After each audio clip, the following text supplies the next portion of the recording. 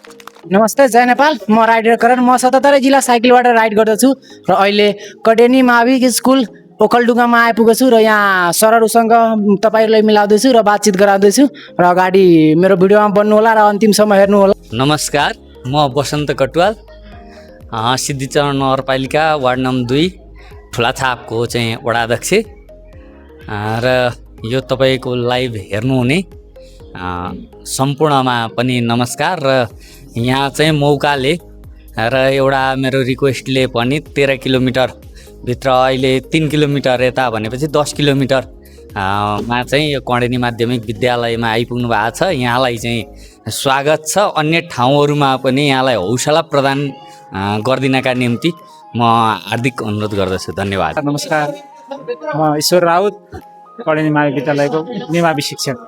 स्कुलमा कतिवटा विद्यार्थीहरू पढ्छन्? 137 जना।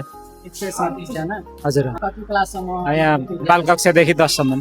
5 देखि बाल कक्षादेखि 10 कक्षासम्म। नमस्ते, सीता कार्की, मेरो कमला बस्नेत। नमस्ते, मेरो नाम चिजन कोइराला। नमस्ते, मेरो नाम मेट्रो कार्की। नमस्कार, मेरो नाम भवकुमारी कार्की कटवाल। यही कडेनी मावि विद्यालयको चाहिँ म शिक्षिका प्राथमिक तृतीय तहको। नमस्ते, मेरो नाम कोपिला ठटाल हो।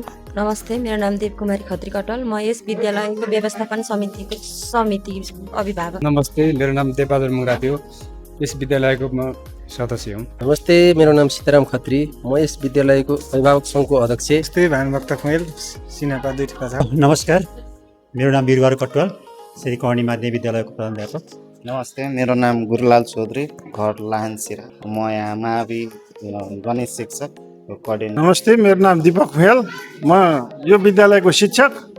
यहाँले शुभारम्भ गर्नुभएको जुन यात्रा छ त्यो सफलताको शुभकामना यहाँलाई। मेरो नाम उमेश कुमार यादव, घर सप्तरी, कडेनी मावि साइन्स म्याथको टिचर। नमस्कार, मेरो नाम मनोज कुमार मेहता, घर चाहिँ सप्तरी, यस विद्यालयको विज्ञान शिक्षक। नमस्कार, मेरो नाम सुरेन्द्र कुमार मण्डल, जिल्ला सप्तरी, म चाहिँ यो मावि इङ्ग्लिस टिचर। नमस्कार, सिनापा 2 घर कडेनी माविको लेखा कर्मचारी।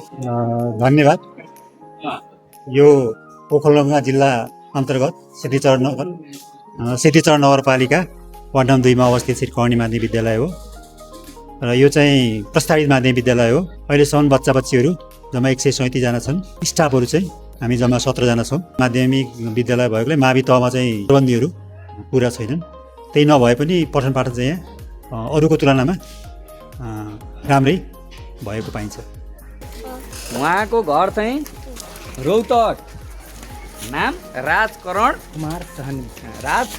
कुमार सहनी, राजकरण राइडर ले चाहिँ उहाँ परिचित हुनुहुन्छ। 18वटा जिल्ला घुमिसक्नु भएको छ र यो चाहिँ 19औँ जिल्ला होइन। यो 19औँ जिल्ला। अब यसपछि अन्य जिल्लामा पनि उहाँ चाहिँ साइकल मार्फत चाहिँ यात्रा गर्दै हुनुहुन्छ र यहाँ मास्तिर साइकल बाटोमा छ। हल्का साइकलमा समस्या आएको छ अरे, त्यहाँ साइकलहरू पनि यहाँहरूले हेर्न सक्नुहुन्छ। र यो चाहिँ ओखलढुङ्गा जिल्लाको ट्याक्क त्यहाँ सदरमुकामको चाहिँ यो 8 किलोमिटर हुन्छ नि, 8 किलोमिटर भित्र चाहिँ खोटाङ जाने अथवा ओखलढुङ्गाको पूर्वी भाग जाने बाटोमा हुनुहुन्छ। यो चाहिँ सिद्धिचरण नगरपालिकाको 2 नम्बर वडा पर्दछ र यो वडामा चाहिँ उहाँ आइपुग्नु भएको हुँदा हामी सबै विद्यार्थी, अभिभावक, शिक्षक उपस्थित वडा कार्यालयको तर्फबाट उहाँलाई चाहिँ जोरदार तालीले उहाँको यात्रा सफल होस् शुभकामना व्यक्त गर्न चाहन्छौँ। धन्यवाद। अब यहाँको चाहिँ के छ भने यो वडामा चाहिँ विद्यालयको हिसाबले आजका दिनसम्म 9वटा विद्यालय छन् होइन। सामुदायिक विद्यालय 8वटा। यहाँ चाहिँ विद्यालयको हिसाबले चाहिँ 9वटा विद्यालय छन्। सामुदायिक विद्यालय चाहिँ 8वटा र एउटा चाहिँ प्राइभेट विद्यालय। त्यसैभित्र चाहिँ 8वटा भित्र एउटा क्याम्पस, एउटा चाहिँ मावि र यो प्रस्तावित मावि, अन्य आधारभूत विद्यालयहरू पनि छन्। र यहाँ हेरिराख्नु हुनेले कहाँ पुग्यो कसरी पुग्यो भन्ने एउटा चाहिँ यहाँहरूलाई कौतूहलता पनि लाग्न सक्छ। यो ठाउँ चाहिँ कस्तो ठाउँ हो भन्दाखेरि 1790-95 सालतिर चाहिँ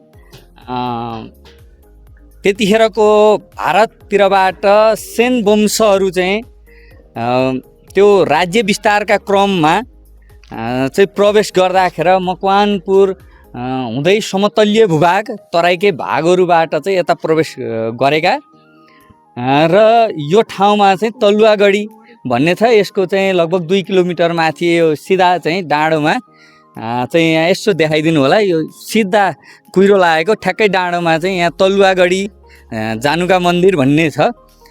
यहाँ चाहिँ त्यो सेन वंशहरूले चाहिँ आक्रमण गरेको ठाउँ र पछि पृथ्वीनारायण शाहको एकीकरणको पालामा चाहिँ यो ठाउँलाई चाहिँ कब्जा गरेर किराँत राज्य अथवा किराँतहरूले चाहिँ राज गरेको ठाउँ हो। ऐतिहासिक ठाउँ हो यो र यसको ठ्याक्कै पारिपट्टि यही नगरपालिकाको 4 नम्बर वडा पर्दछ रुम्जाटार।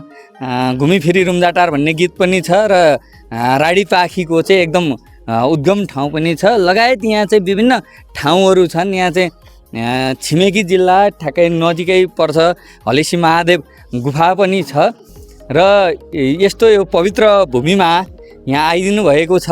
यहाँलाई चाहिँ हामी स्वागत गर्दछौँ र यात्रा सफलताको शुभकामना गर्दछौँ र सबै विद्यार्थी भाइ बहिनीहरूले चाहिँ यो जो चाहिँ डिजिटल युगमा अथवा चाहिँ प्रविधि मैत्री मोबाइल चलाउनुहुन्छ यहाँहरूले उहाँलाई हौसला स्वरूप लाइक सेयर कमेन्ट गरेर आगामी यात्रा सफल होस् र स्वास्थ्यलाई पनि ख्याल राख्दै वर्षायामको समय छ। पहाडी जिल्लामा चाहिँ प्रवेश गर्दै हुनुहुन्छ। तराईको मान्छे तराई मूलवासी पनि हुनुहुन्छ। अलिकति कठिन यात्रा छ। त्यहाँमाथि झन् साइकल यात्रा उकालो ओह्रालो यी सबै परिस्थितिलाई चाहिँ बुझेर चाहिँ यात्रा अगाडि बढाउनु होला। यहाँहरूलाई चाहिँ हामी सबैको तर्फबाट फेरि पुनः स्वागत र अबको यात्रा सफल होस् हार्दिक शुभकामना दिन चाहन्छौँ। धन्यवाद। यहाँ आउँदा मलाई खुसी लाग्यो र यहाँहरूलाई धेरै धेरै धन्यवाद छ। धन्यवाद।